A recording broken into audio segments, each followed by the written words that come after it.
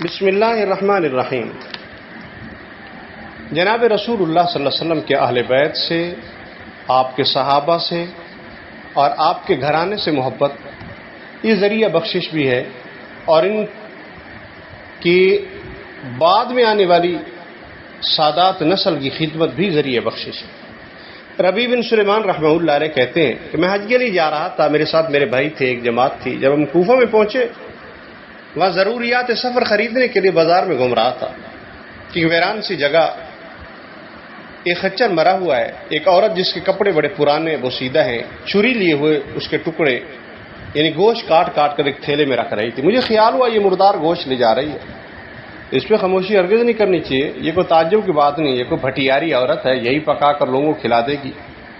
تو کہتے ہیں میں چپکے سے اس کے پیچھے ہو گیا اور اس طرح چلتا رہا کہ مجھے نہ دیکھ سکے۔ وہ عورت ایک بڑے مکان میں پہنچی جس کا دروازہ اونچا، اس نے جا کر دروازہ کھٹکھٹایا، اندر سے آواز آئی کون ہے؟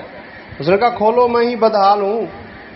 دروازہ کھولا گیا اور اس میں سے 4 لڑکی ہیں جن کے چہرے سے بدحالی اور مصیبت کے آثار ظاہر ہو رہے تھے۔ وہ عورت گئی اور تھیلا ان لڑکیوں کے سامنے رکھ لیا۔ ربیع بن سلیمان کہتے ہیں میں کواڑوس کی درزوں سے جھانک رہا تھا، میں نے دیکھا اندر سے گھر بالکل برباد خالی تھا۔ اس عورت نے روتے ہوئے لڑکیوں کو آواز دی کہ لو اس کو پکا لو، اللہ کا شکر ادا کرو۔ اللہ تعالیٰ کا اپنے بندوں پر اختیار ہے، اس کے قبضے میں لوگوں کے قلوب ہیں۔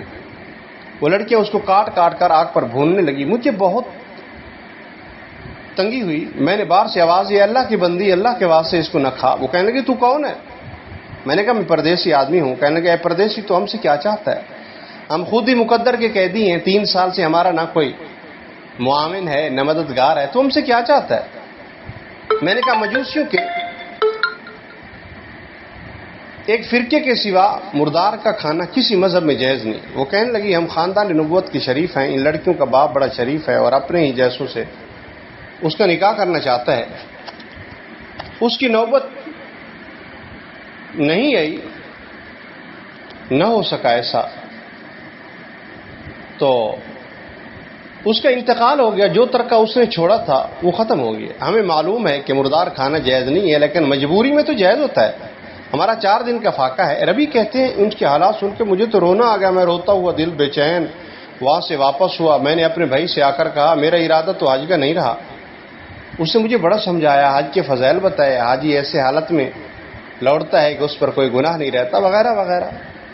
میں نے کہا بس لمبی چوڑی باتیں نہ کر، یہ کہہ کر میں اپنے کپڑے اور احرام کی چادریں، جو سامان میرے ساتھ تھا وہ سب لیا۔ نقد 600 درہم تھے وہ لیے، ان میں سے 100 درہم کا آٹا خریدا، 100 کا کپڑا خریدا، باقی درہم جو بچے تھے وہ آٹے میں چھپا کر بڑھیا کے گھر پہنچایا۔ یہ سامان یہ سارا اور آٹا وغیرہ اس کو دے دیا۔ اس عورت نے اللہ کا شکر ادا کیا، کہنے لگی اے ابن سلیمان جا، اللہ جل شانہ تیرے اگلے پیچھے سب گناہ معاف کر دے اور تجھے حج کا ثواب عطا کرے، اپنی جنت میں تجھے جگہ عطا کرے، اس کا ایسا بدل عطا فرمائے جو تجھے بھی ظاہر ہو جائے۔ سب سے بڑی لڑکی نے کہا اللہ جل شانہ تیرا اجر 2 چند کرے، دگنا کرے، تیرا گناہ معاف کرے۔ دوسری نے کہا اللہ کریم تجھے اس سے بھی بہت زیادہ عطا فرمائے جتنا تو نے ہمیں دیا۔ تیسری نے کہا اللہ کریم ہمارے دادا کے ساتھ تیرا حشر کرے۔ چوتھی نے جو سب سے چھوٹی تھی کہا اے اللہ جس نے ہم پہ احسان کیا تو اس کا نعم البدر اس کو جلدی عطا کر، اس کے اگلے پچھلے گناہ معاف کر۔ ربیع بن سلیمان رحمہ اللہ علیہ کہتے ہیں حجاج کا قافلہ روانہ ہو گیا، میں کوفہ میں مجبور پڑا رہا، سب حج سے فارغ ہو کر لوٹ بھی ہے۔ مجھے خیال ہوا کہ ان حجاج کی استقبال تو کروں، ان سے اپنے لیے دعا کرواؤں، کسی مقبول کی دعا مجھے بھی لگ جائے۔ کہتے ہیں جب حجاج کا ایک قافلہ میری آنکھوں کے سامنے آ گیا تو مجھے اپنی حج سے محرومی پر بڑا افسوس ہوا، میرے آنسو نکل آئے۔ جب میں ان سے ملا میں نے کہا اللہ جل شانہ تمہارا حج قبول فرمائے، تمہارے اخراجات کا بدل عطا فرمائے۔ ان میں سے ایک نے کہا یہ دعا کیسی؟ میں نے کہا ایسی شخص کی دعا جو دروازہ تک کی حاضری سے محروم ہے۔ کہنے کا بڑے تعجب کی بات ہے، اب تو وہاں جانے کے انکار کرتا ہے، تمہارے ساتھ عرفات کے میدان میں نہیں تھا، تو نے ہمارے ساتھ رمی جمرات نہیں کی، کنکریاں نہیں ماری، تو نے ہمارے ساتھ طواف نہیں کیے۔ میں اپنے دل میں سوچنے لگا یہ اللہ کا لطف ہے، اتنے میں خود میرے شہر کے حاجیوں کا قافلہ آ گیا۔ میں نے کہا اللہ کریم تمہاری صحیح مشکور فرمائے، تمہارا حج قبول فرمائے۔ وہ بھی یہی کہنے لگے عرفات میں نہیں تھا، رمی جمرات میں تو نہیں تھا، اب انکار کرتا ہے۔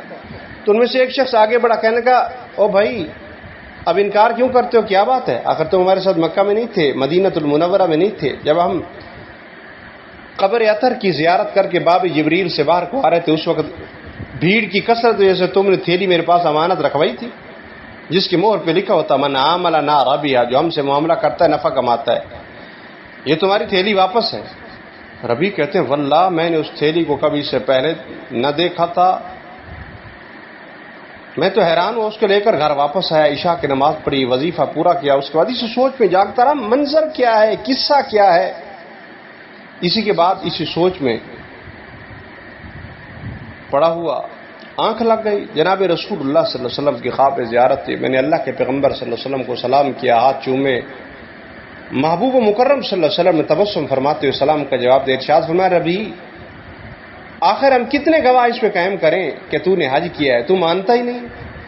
سن بات یہ ہے جب تو نے اس عورت پر جو میری اولاد تھی صدقہ کیا، اپنا زاد راہ ایثار کر کے اپنا حج ملتوی کر دیا، تو میں نے اللہ رب العزت سے دعا کی کہ وہ اس کا نعم البدل تجھے عطا فرمائے۔ تو اللہ کریم نے ایک حج فرشتہ تیری صورت بنا کر اس کو حکم فرما دیا کہ وہ قیامت تک ہر سال تیری طرف سے حج کیا کرے، اور دنیا میں تجھے یہ عوض دیا کہ 600 درہم کے بدلے 600 دینار اشرفیاں عطا کی۔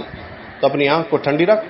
پھر جناب رسول اللہ صلی اللہ علیہ وسلم یہ ارشاد فرمائے من عامل لنا رابحہ، ربی جو ہمارے ساتھ معاملہ کرتا ہے نفع مند ہو جاتا ہے۔ حضرت ربی بن سلیمان کے جب میں سو کے اٹھا تو اس تھیلی کو کھولا تو اس میں واقعی 600 اشرفیاں تھی۔ فضائل صدقات میں یہ روایت موجود ہے، اور کتنی محبت اور تعجب کی بات ہے، اللہ کے پیغمبر صلی اللہ علیہ وسلم کے اہل بیت سے سادات کا احترام انسان کو کہاں تک پہنچا دیتا ہے۔